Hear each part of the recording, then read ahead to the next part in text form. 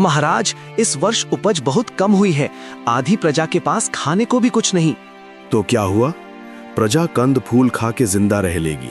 हमें अपना खजाने से कोई समझौता नहीं करना। लेकिन महाराज, ये तो ज्यादती होगी। सेनापति दारा सिंह, तुम हमारे तरफ हो या हमारे खिलाफ? सेनापति दारा सिंह चुप हो जाते हैं। तुम सेना की देखभाल में ध्यान दो।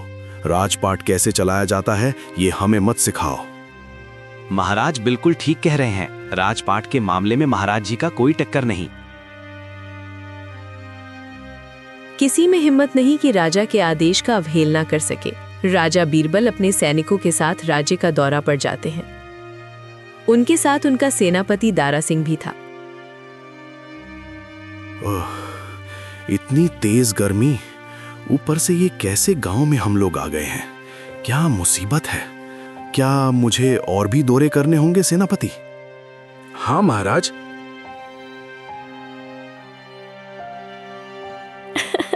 अरे देखो देखो, ये मोटा आदमी कौन है?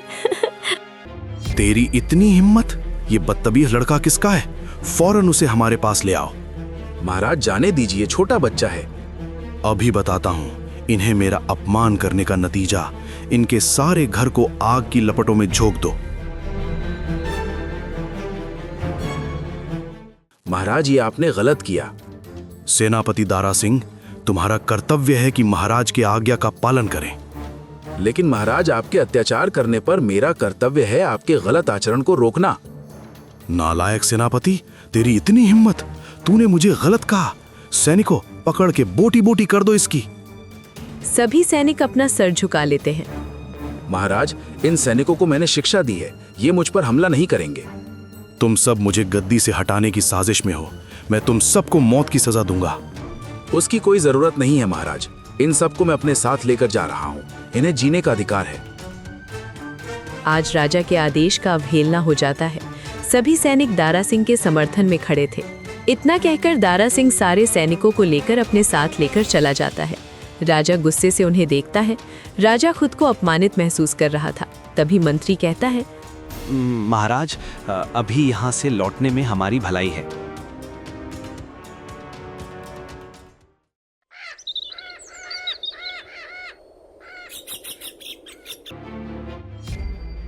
दारा सिंह ने मेरी बेइज्जती की है। उसे ढूंढो और मेरे पास लाओ। मैं उसे ऐसे सजा दूंगा कि दोबारा कोई राजद्रोह करने का हिम्मत ना कर सके। जी महाराज, आपका कहना सही है। मैंने पुराने सैनिकों को निकालकर नए सैनिक भर्ती कर दिए हैं। हम उसे जरूर ढूंढेंगे। अब वो हमसे ज्यादा देर तक नहीं बच सकता। देखो, सब लोग ध्यान से सुनो। हमने अपने राजा का अपमान किया है। वो हमें ढूंढ रहा होगा। अब हम क्या करेंगे? राजा गरीबों का हक मारता है। चक्रवर्ती लगान वो गरीब जनता से उठाता है। हम उसे लूटकर वापस गरीबों को देंगे। लेकिन ऐसा करने से क्या होगा?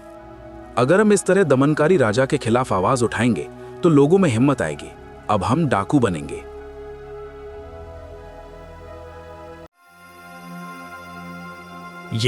ये सारा अनाज हमें दे दो। मालिक, ये तो हमारा अनाज है। हम भूखे मर जाएंगे। उससे हमें क्या?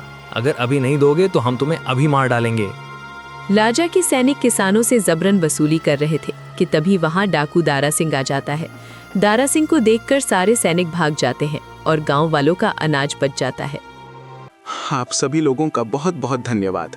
आपने हमारे फसल को आज बचाया है, वरना ये राजा के पालतू सैनिक हमसे सारे अनाज छीन लेते। अब से आपको चिंता करने की जरूरत नहीं। हम अपने हक के लिए राजा से भी मुकाबले को तैयार हैं। अब हम चोर के घर चोरी करेंगे, यानी कि सरकारी खजाने को लूटेंगे।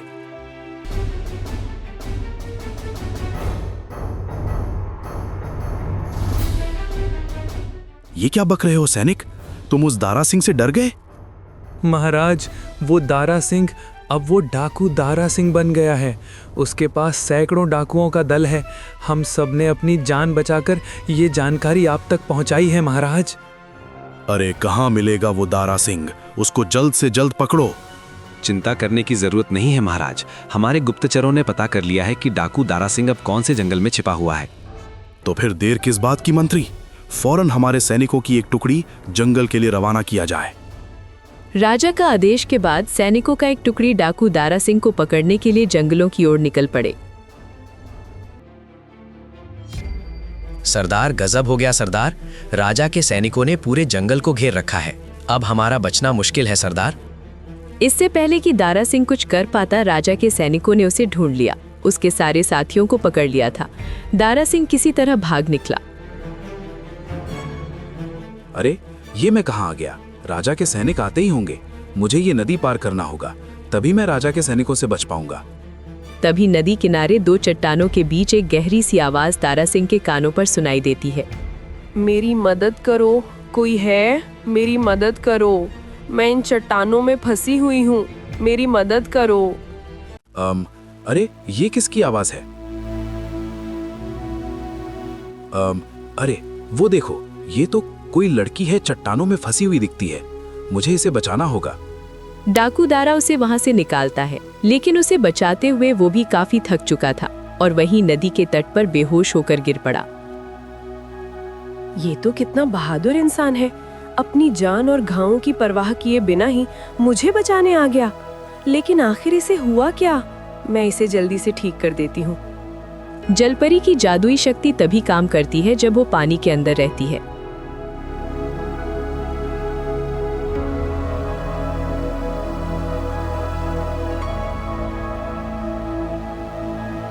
अरे मैं तो ठीक गया हूँ, पर ये सब कैसे हुआ? आप चिंता मत कीजिए, मैंने आपको ठीक कर दिया है। अरे हाँ, मैं तो बुरी तरह घायल था। वैसे आप कौन हो? मैं वही हूँ जिसे आपने बचाया था। अब मैंने आपको बचाया है। अच्छा हाँ हाँ, याद आया। लेकिन आप नदी के चट्टानों में कैसे फंसी हुई थी? मैं एक जलपरी हूँ। क्या आप जलपरी हो? लेकिन आपके पैर तो इंसानों के जैसे। वो मेरी जादू का असर है। हम जलपरियां 2 दिन तक इंसान बनकर धरती पर चल सकते हैं। उसके बाद हमें पानी में जाना होता है। इतना कहकर जलपरी गहरे पानी में चली गई। वहीं डाकू दारा सिंह भेष बदलकर एक गांव में रहने लगा। मंत्री, तुमने अभी तक डाकू दारा सिंह को गिरफ्तार क्यों नहीं किया है? महाराज, मैंने तो पूरी ताकत झोंक दी। दारा सिंह के सारे साथी पकड़ लिए, पर वो कमबख्त पता नहीं कैसे बच निकला। महाराज, एक सुझाव दूं? हाँ बोलो, क्या कहना चाहते हो तुम? महाराज, भूल जाइए दारा सिंह को। अकेला चना क्या भाड़ फोड़ेगा। भूल जाऊं उस गद्दार को? उसने सारे गांव के सामने मेरी बेइज्जती की है। जब तक उसे फांसी पर ना चढ़ा दूं, मुझे चैन नहीं आएगा। बिल्कुल सही कहा आपने महाराज, बिल्कुल ऐसा ही होगा। मैं एड़ी चोटी एक करके उसे ढूंढूंगा, ये मेरी प्रतिज्ञा है। अरे वो इंसान तो दिल का बहुत अच्छा है। मैंने उसके डाकू बनने के पीछे का कारण पता लगा लिया है। सच में वो तो राजा के अन्याय के खिलाफ लड़ रहा है। अरे पता नहीं आज इतनी बेचैनी क्यों हो रही है। बार बार मुझे उस नीली आंखों वाली जलपरी की याद क्यों आ रही है। ऐसा करता हूँ, आज दोबारा उस नदी में जाकर देखता हूँ। दारा सिंह जलपरी से मिलने उस नदी के किनारे पहुंच जाता है। अरे जलपरी, क्या तुम मुझे सुन सकती हो? मैं भी कितना पागल हूँ। भला वो मुझसे क्यों मिलेगी? वो तो 2 दिनों के लिए इंसानी रूप में आती है। अभी तो वो गहरे पानी में होगी। दारा सिंह जाने ही वाला था कि पीछे से एक आवाज आती है। माफ कीजिएगा, मैं आपको बड़ी देर से निहार रही थी। अरे तुम तो आ गई। मैं तो समझा तुम नहीं आओगी। ऐसी बात नहीं है युवक, आपके विचार बहुत नेक है। मुझे आपसे मिलने में कोई एतराज नहीं। इस तरह दोनों एक दूसरे से प्रेम करने लगे थे। अब दोनों एक दूसरे को देखे बिना नहीं रह सकते थे। एक दिन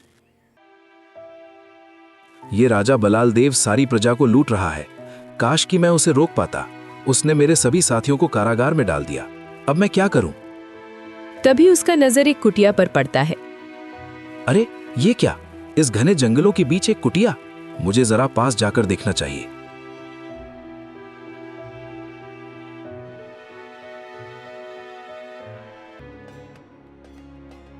प्रणाम हे साधु महात्मा। बोलो, क्या चाहते हो दारा सिंह? बाबा, आपको मेरा नाम कैसे पता? सियासत की कुर्सी हिलनी चाहिए। जो काबिल नहीं उनसे कुर्सी छीननी चाहिए। समय तुम्हारे साथ है। जुल्म करने वाले को सजा मिलनी चाहिए। जाओ दारा सिंह, जो तुम्हारा इंतजार कर रही है वही तुमको मंजिल तक ले जाएगी। बाबा ने ये क्यों कहा कि जो मेरा इंतजार कर रही है वही मेरा आगे की रास्ता बताएगी? इसका मतलब जलपरी से ही मेरी मंजिल की शुरुआत होगी। मुझे जलपरी के पास जाना चाहिए। डाकू दारा सिंह बाबा के बताए अनुसार जलपरी के पास आता है। जलपरी, कहाँ हो जलपरी? क्या तुम मेरी बात सुन रही हो? मुझे पता था तुम जरूर आओगे। बताओ दारा, मैं तुम्हारा ही इंतजार कर रही थी। मैं एक बड़ी मुसीबत में फंसा हूँ जलपरी, इसलिए मुझे समझ में नहीं आ रहा है मैं क्या करूं। अन्याय के खिलाफ लड़ोगे तो बेघर हो जाओगे, और देखो आज जंगलों में भटक रहे हो। खैर कोई बात नहीं, ऊपर वाले के घर देर है अंधेर नहीं। बाबा ने मुझे बताया कि जो तुम्हारा इंतजार कर रही है वही तुम्हें मंजिल तक ले जाएगी।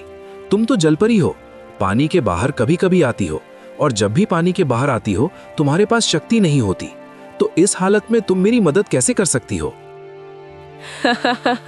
मैं भला तुम्हें परेशान कैसे देख सकती हूँ दारा। ये लो, ये एक कंगन है, इसमें जादुई शक्ति है। अगर तुम इसे पहन लोगे तो तुम्हें कोई देख नहीं पाएगा। उसके बाद तुम्हें क्या करना है मुझे बताने की जरूरत नहीं। तुम्हारा बहुत बहुत धन्यवाद जलपरी। लेकिन दारा, अपना ख्याल रखना, इसके पहनते ही तुम अदृश्य हो जाओगे। हाँ, मैं ध्यान रखूंगा।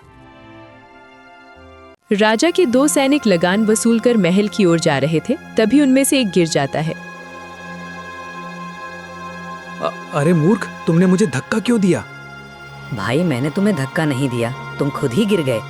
नहीं नहीं, मुझे किसी ने धक्का दिया है, तभी मैं गिरा हूँ। यहाँ तो हमारे सिवा कोई नहीं है, फिर धक्का कौन दे सकता है? कहीं कोई भूत तो नहीं? ये सब पोटली छोड़कर चले जाओ, नहीं तो मारे जाओगे। कौन है वहाँ? मैंने भी किसी की आवाज सुनी, वो हमें पोटली छोड़कर जाने को कह रहा है। अरे भाई, ये राजकोष का खजाना है, इसे कोई हाथ भी नहीं लगा सकता। अच्छा, तो ऐसी बात है। दारा सिंह उस पोटली को उठाता है। पोटली को हवा में उड़ता देख पोटली छोड़कर दोनों सैनिक वहीं से भाग गए। दारा सिंह कर वसूली के पैसों को लेकर राज्य के किसानों में बांट देता है। क्या? तो तुम दोनों का कहना है कि कोई अदृश्य व्यक्ति ने तुम्हें धक्का दिया और लगान वाली पोटली लेकर चला गया? हाँ महाराज, ऐसा ही हुआ। क्या तुमने मुझे बेवकूफ समझा है? मंत्री, इन चोरों को बंदी बना लो। एक तो मेरे खजाने की चोरी करते हैं और बाद में मुझे ही बेवकूफ बनाते हैं। जी महाराज, ऐसा ही होगा। मंत्री, यह सब क्या हो रहा है? क्या सच में कोई अदृश्य शक्ति है? हमारा सभी लगान को किसी ने चोरी कर लिया है। महाराज, अनर्थ हो गया महाराज। भंडार गृह से सभी अनाज भी चोरी हो गया है। भंडार गृह खाली हो गया महाराज। कहते हैं कोई अदृश्य शक्ति ने चोरी कर लिया है। अरे अगर ऐसा चलता रहा तो सब कुछ खत्म हो जाएगा मंत्री। ये राजकोष कंगाल हो जाएगा। अभी हमारा बहुत नुकसान हो गया है। उस अदृश्य शक्ति को पकड़ो, जल्द कोई उपाय खोजो। आप चिंता मत कीजिए महाराज, मैंने इस बार एक बड़ी चाल चली है। इस बार उस अदृश्य शक्ति को भी पकड़ लेंगे। ध्यान रहे मंत्री, इस बार कोई गड़बड़ ना हो। जलपरी जादुई कंगन दारा को देकर अपने जलपरी लोक में पहुंचती है। जलपरी मेनका, तुम कहाँ गायब थी? रानी सा, मैं पृथ्वी लोक का भ्रमण कर रही थी। अच्छा ठीक है। अरे जलपरी, तुम्हारा जादुई कंगन कहाँ है? अरे वो तो मैंने रखा हुआ है। कहाँ रखा है कंगन? वो मैं तुम इंसानों की जैसी हरकत कर रही हो जलपरी। क्या तुम किसी इंसान के साथ रह रही हो? हाँ रानी सा, एक इंसान है, उसने मेरी जान बचाई थी। और इसलिए तुमने अपना जादुई कंगन उसे दे दिया? लेकिन वो भला इंसान है रानी सा, वो उस कंगन का इस्तेमाल गरीबों की मदद करने में लगाता है। ये ठीक नहीं किया तुमने। जो भी हो, तुमने जलपरी लोक का एक अहम कानून तोड़ा है। तुम्हें इसकी सजा मिलेगी। आज से तुम इसी लोक में कैद रहोगी। अब मैं तुम्हारे भेस में जाकर उस इंसान को दी हुई कंगन वापस ले आऊंगी। रानी जलपरी बनकर दारा सिंह के पास जाती है। सुनो दारा, मुझे मेरा कंगन वापस चाहिए। क्या हुआ जलपरी? अचानक तुम वापस आ गई। सब ठीक तो है ना? हाँ, दरअसल मुझे कुछ जरूरी काम है। ये लो।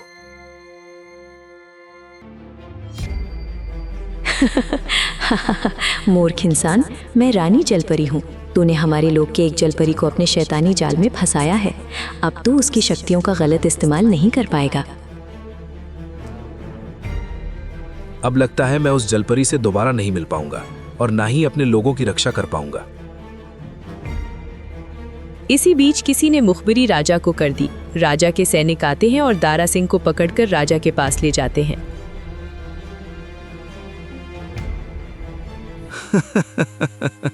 आखिरकार अब आया ऊंट पहाड़ के नीचे।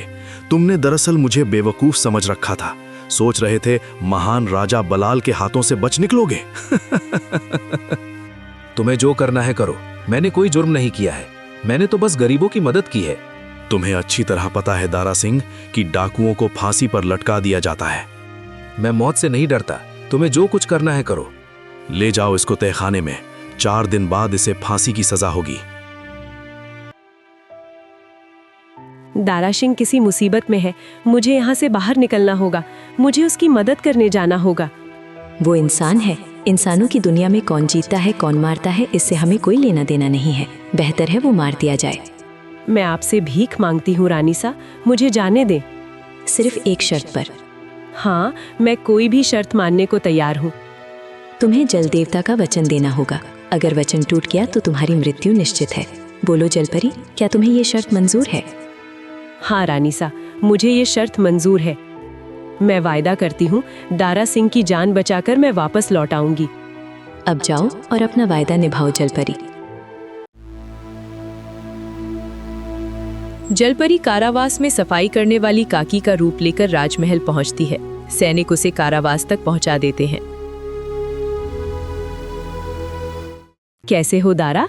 मैं हूँ जलपरी। जलपरी, तुम यहाँ? तुम कहाँ चली गई थी? वो सब छोड़ो दारा, यहाँ मैं तुम्हें बचाने आई हूँ। हाँ, मुझे यहाँ से बाहर निकालो।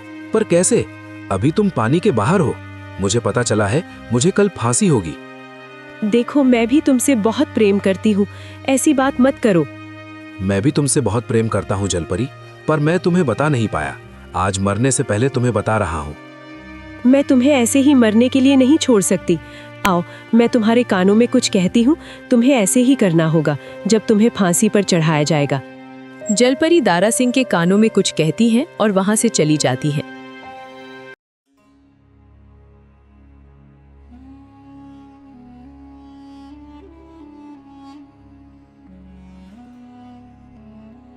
आज मेरे दिल को बड़ा सुकून आएगा क्योंकि आज ही दारा सिंह को मौत की सजा मिलेगी। राजा साहब, सारी तैयारियां हो चुकी हैं। डाकू दारा सिंह के गले में फांसी का फंदा लगाया जाता है। राजा बहुत खुश था। बोलो दारा सिंह, कोई तुम्हारी आखिरी ख्वाहिश हो तो बताओ। मैं इतना क्रूर भी नहीं कि मरने वाले की आखिरी इच्छा भी ना पूछूं। महाराज, मुझे अपनी गलती का एहसास हो गया है। मुझे एक बार आपको दंडवत प्रणाम करना है ताकि स्वर्ग में मुझे कोई अच्छा सा जगह मिल जाए। हाँ हाँ, करो करो, भले तुम्हारी समझ देर से आई हो। करो करो, मुझे दंडवत प्रणाम करो। दारा सिंह जैसे ही झुकता है, वहां पर धूल के बीच में एक कंगन रहता है जो जलपरी ने काकी बनकर उसी जगह धूल पर छुपाई थी। जैसे ही दारा सिंह उस कंगन को पहनता है, वो गायब हो जाता है। अरे, ये क्या हुआ? अभी अचानक कहाँ गायब हो गया? सैनिकों, मेरा मुंह क्या देख रहे हो? जल्दी खोजो उसे। राजा जोर से चिल्लाने लगा। वहां हड़कंप मच गया। सभी सैनिक दारा सिंह को इधर उधर खोजने लगे। कहीं इस फांसी वाली रस्सी में तो कोई गड़बड़ी नहीं है? मुझे जाकर देखना चाहिए। राजा ने जैसे ही फांसी के पास जाकर रस्सी को पास से देखता है, अदृश्य दारा सिंह राजा के गले में फांसी का फंदा डाल देता है और रस्सी को खींच देता है। इस तरह एक अत्याचारी राजा का अंत हो जाता है। अरे वो देखो, हे भगवान, अनर्थ हो गया। दारा सिंह के जगह राजा फांसी पर चढ़ गया। अरे ज्यादा उछालो मत मंत्री, वैसे भी ये राजा कोई काम का ही नहीं था। अच्छा हुआ मर गया। इस राजा ने आज से कई साल पहले मेरे पिताजी को भी फांसी पर चढ़ाया था। हाँ भाई हाँ, मेरी भी जिंदगी इसी राजा ने बर्बाद कर दिया है। अच्छा हुआ मर गया। हमें तो उस दारा सिंह को धन्यवाद देना चाहिए जिसने हमें इस मुसीबत से बचाया है और इस राज्य की रक्षा किया है। दारा सिंह जलपरी से मिलने नदी किनारे पहुंच जाता है और उसने अपना जादुई कंगन निकालकर पानी के अंदर फेंक देता है। तब जलपरी पानी के बाहर निकलती है। वाह जलपरी वाह, तुमने तो बहुत अच्छी युक्ति बताई थी। अगर जरा सा भी देर हो जाता तो शायद मैं फांसी पर चढ़ जाता। मैं तुम्हें मरते हुए कैसे देख सकती थी दारा। आओ चलो आज हम एक हो जाते हैं और हमेशा हमेशा के लिए एक दूजे के बंधन में बन जाते हैं। हाँ, मेरा भी यही तमन्ना है, पर मुझे अपनी रानी जलपरी से इजाजत लेनी होगी। मेरी इजाजत लेने की कोई ज़रूरत नहीं है जलपरी। तुम दोनों ने मिलकर आज एक राज्य को बचाया है। जाओ तुम दोनों अब हंसी खुशी अपना जीवन बिताओ। मैं तुम्हें हमेशा हमेशा के लिए इंसानी रूप में रहने का वरदान देती हूँ। जादुई कंगन लेकर रानी जलपरी पानी के अंदर चली जाती है और जलपरी अब इंसानी रूप लेकर दारा सिंह के साथ चली जाती है। अरे दारा सिंह, तुम इस जंगल में हो और हम तुम्हें शहरों में खोज रहे हैं। नहीं नहीं, इन्हें छोड़ दीजिए, दोषी मैं हूँ, मुझे ले जाइए। वैसे तुम दोनों दोषी हो, इसलिए सजा भी दोनों को ही मिलेगा। सैनिकों, इन दोनों को ले चलो। डाकू दारा सिंह ने हमें एक नई जिंदगी दी है। उसने अन्याय के खिलाफ लड़कर हमें इंसाफ दिलाया है। आज के बाद हमारा राजा अगर कोई होगा तो दारा सिंह ही होगा।